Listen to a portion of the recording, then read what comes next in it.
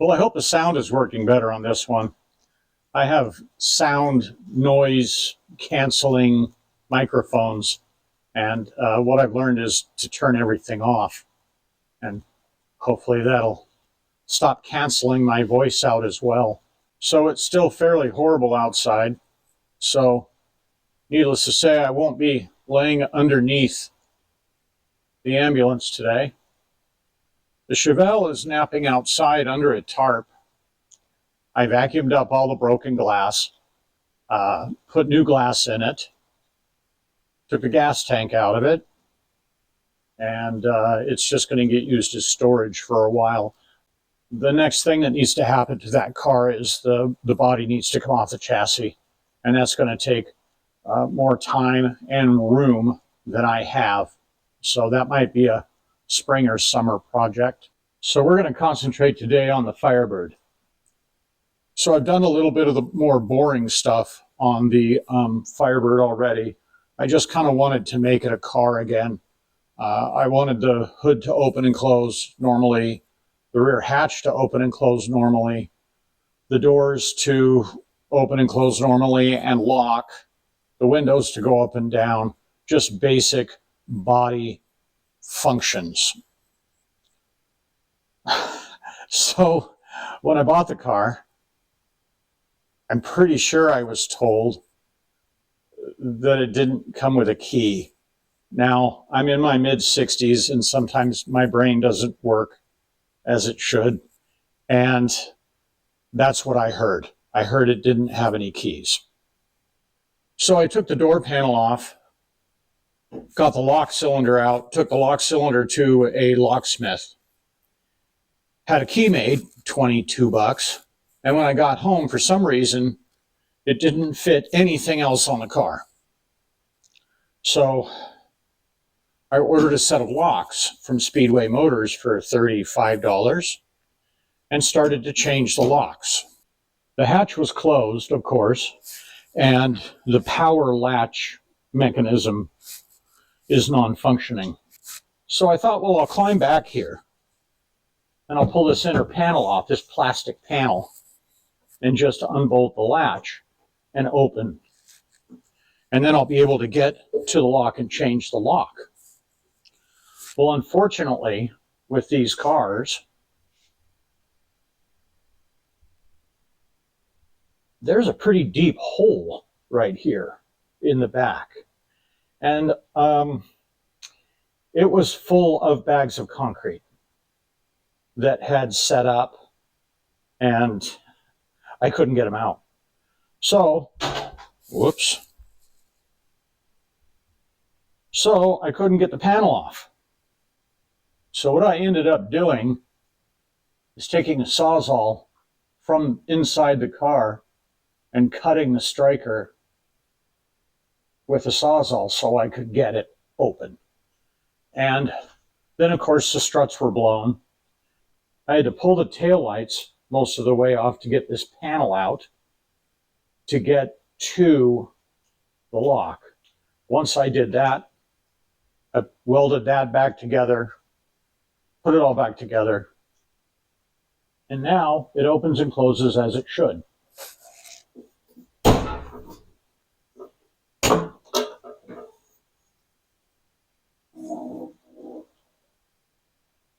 Perfect. So yesterday I pushed it in the shop for a little project we're going to do today.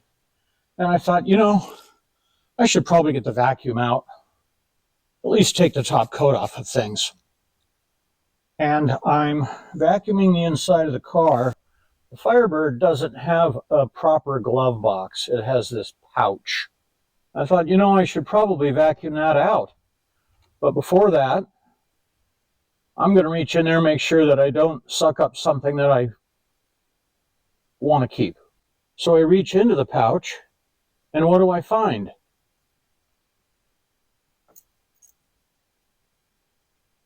The damn key to the car. Now that I've changed all the locks except for the passenger door and ripped the back of the car apart to get the hatch open and functioning, here's the key.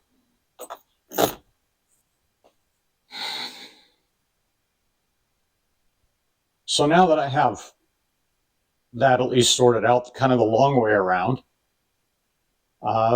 this is today's project.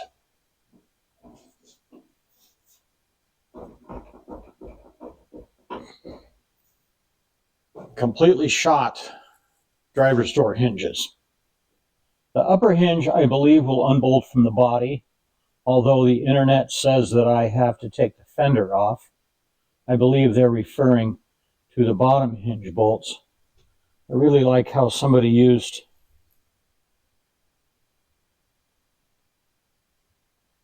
a hose clamp and 4 zip ties. I'm not sure what maybe they were trying to keep a broken pin from falling all the way out. I'm not really sure, but we have quite the mess to deal with here.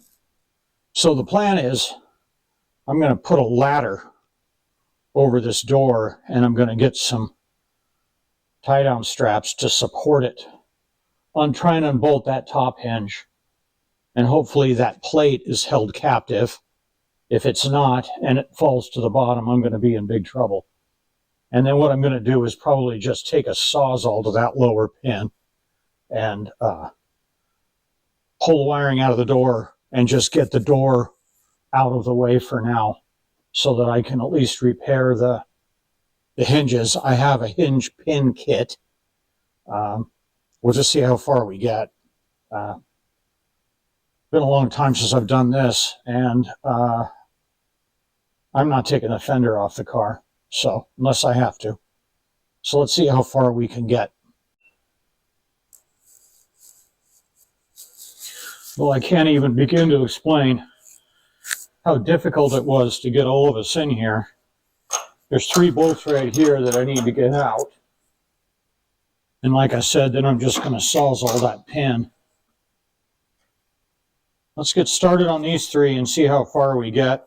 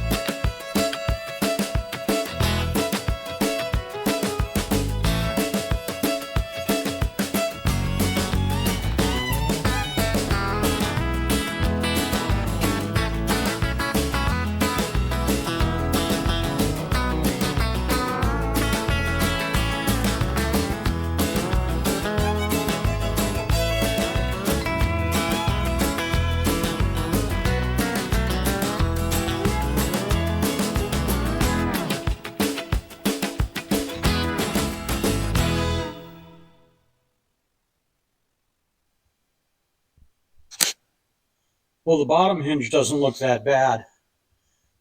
The bushings were all broken, but the holes don't appear to be wallered out at all. Over here looks pretty good.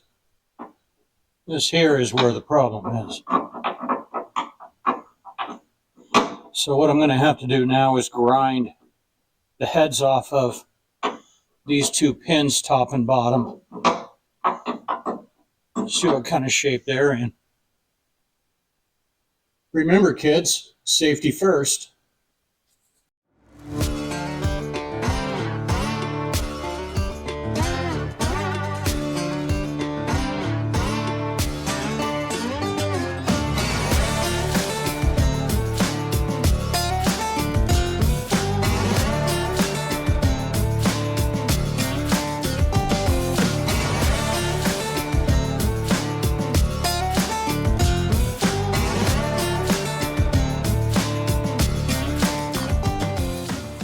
All right, everything is apart.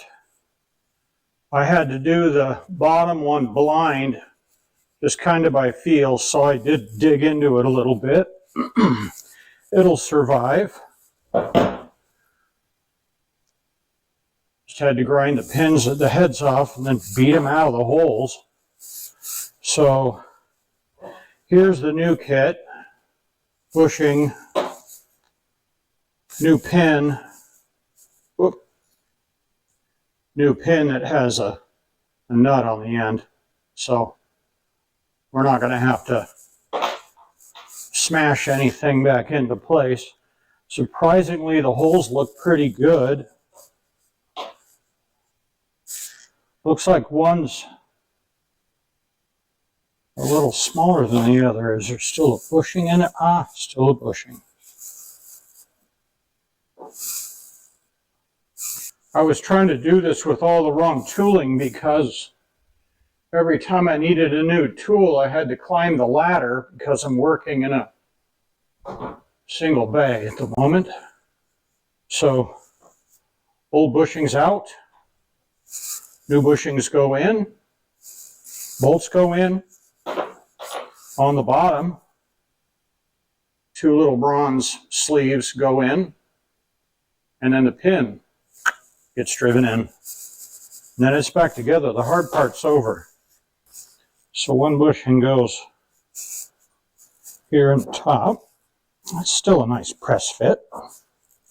Happy about that. I was concerned that these holes were going to be all wallered out. That's a really nice fit.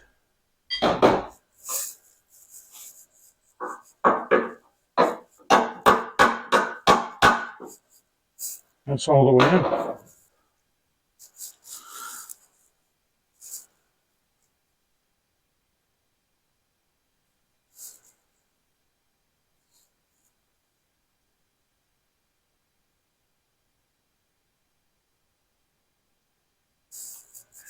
All right.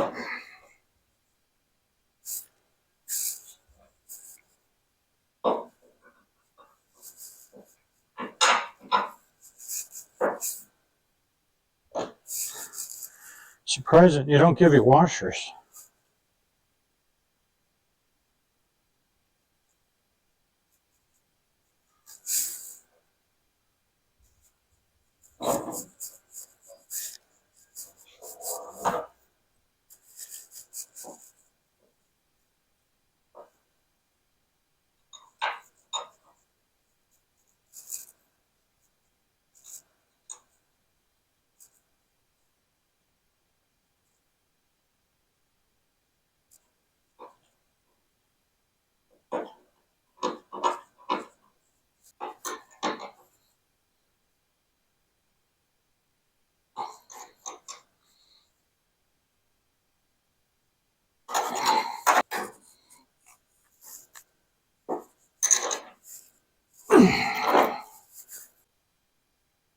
I honestly don't know which way these go because they were completely disintegrated. But I'm going to guess they go flanges to the outside. Again, really nice fit.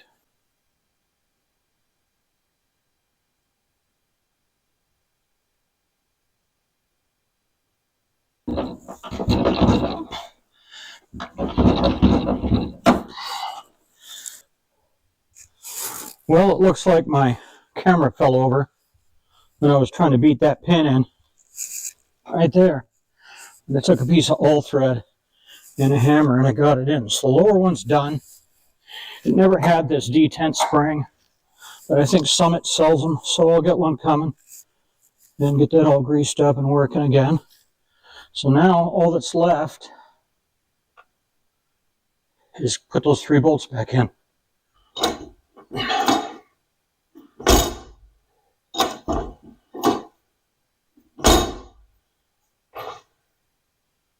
That's how it's supposed to be.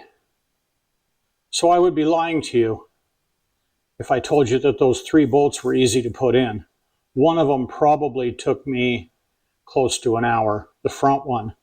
The two back holes were slotted in a hinge, but the front one was just a hole. So no adjustment. I had to get that hinge sitting in there just right.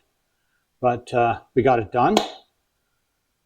Whew. I think I need a beer.